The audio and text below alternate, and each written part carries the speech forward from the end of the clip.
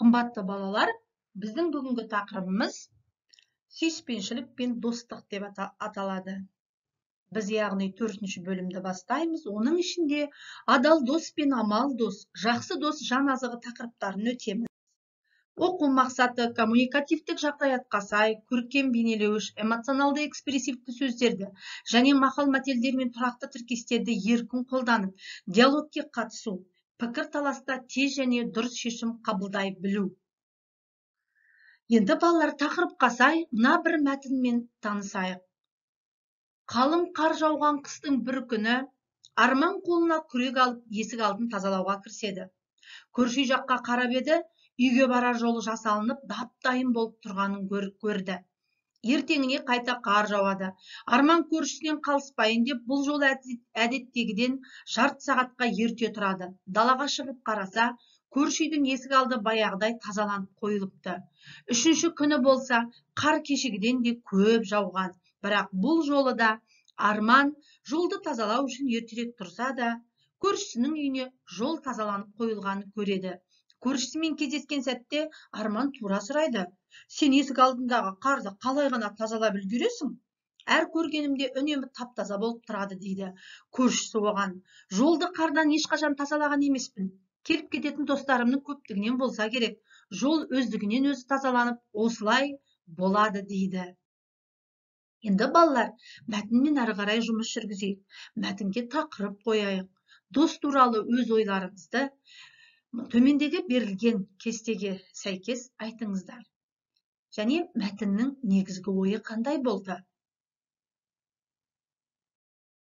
Балалар, мәтінмен жұмыс жасап болсақ, енді мен сіздерге мына бір керемет өлеңді тыңдатқым келіп отыр. Яғни Саламат Омаш авторы, өлеңнің аты "Достарым", оқыған Мақсат Толықбай. Балалар, бұл кісілердің екеуі де журналист. Алыстап кетсем, сағынып тұратын. Сағынсам, жанымнан табылып тұратын достарым. Мен сендерден басқаны үлгі етпеймін, барынша бағалаймын, құрметтеймін. Мен кейде бір беткеймін. Көңіліме жаққанды төбем алып, жақпағанды қасымнан тұр кет деймін. Бірақ мен достықтың қадірін бұзған жоқпын әлі. Білесіз бе, біз жүрген жер махаббат, достық, қызғалдақтың әні. Кейде бір досың шалыспастан құздан лақтырады. Енді бір ертесі барсың бей деп звондап тұрады. Достарым, біреуің көсемсің, біреуің шешенсің, біреуің өсерсің, біреуің өшерсің, біреуің бетіме түкіріп кетерсің, біреуің құшақтап қатенді кешерсің. Әйтеуір достықты өмір деп ұғатын біреу бар, ол адам не менмін, не сенсің. Достарым, өмірді мынау өзіңе берген лайықты өткерш. Дос деген ұлы жолыңнан байқа, тайқып кетпеш. Сен жақтан біраз ағаттық кетсе, кештім мен, ал мен жақтан достым қателік кетсе, айып етпеш, айып етпеш. Балалар, өлеңді тыңдасақ, әрі қарай мына сұрақтармен жұмыс жасайық. Өлеңде қандай мәселе көтерілген? Достықтың қадірі дегенді қалай түсіндің? Кейіпкердің қандай достары бар екен? Қандай сөз тіркестері есіңде қалды? Енді балалар, біздің лексикалық тақырыбымыз ол сүйіспеншілік пен достық болса, біздің грамматикалық тақырыбымыз, яғни тілдік бағдар, етістік. Етістік, балалар, сөз таптарының бірі, қазақ тілінде 9 сөз табы бар, соның 5-шісі етістік. Етістік, яғни сөйлемде іс-әрекеттің орында, заттың қимыл іс-әрекетін білдіреді.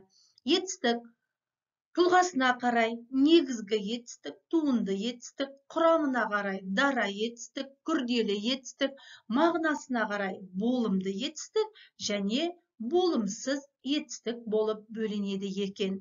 Балалар, оқулықта толық қандай ережелері бар. Ары қарай өздеріңіз өз бетінше танысуларыңызға болады. Енді балалар, біз тапсырма орындайық.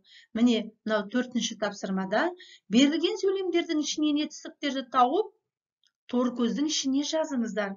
Дұрыс қойылған жағдайда көк түсті тордың ішінде тақырыпқа байланысты сөз шығуы тиіс. Келесі 5-ші тапсырма.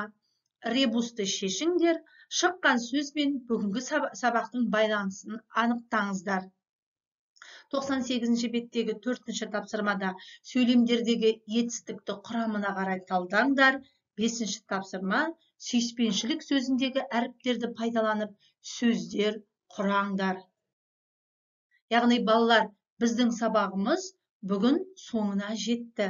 Ендеше сабақтан алған әсерімізді мақтау сэндвичі арқылы комментарийге жазып кетейік.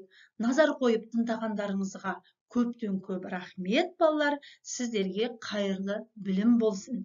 Зейіндеріңіз ашылсын.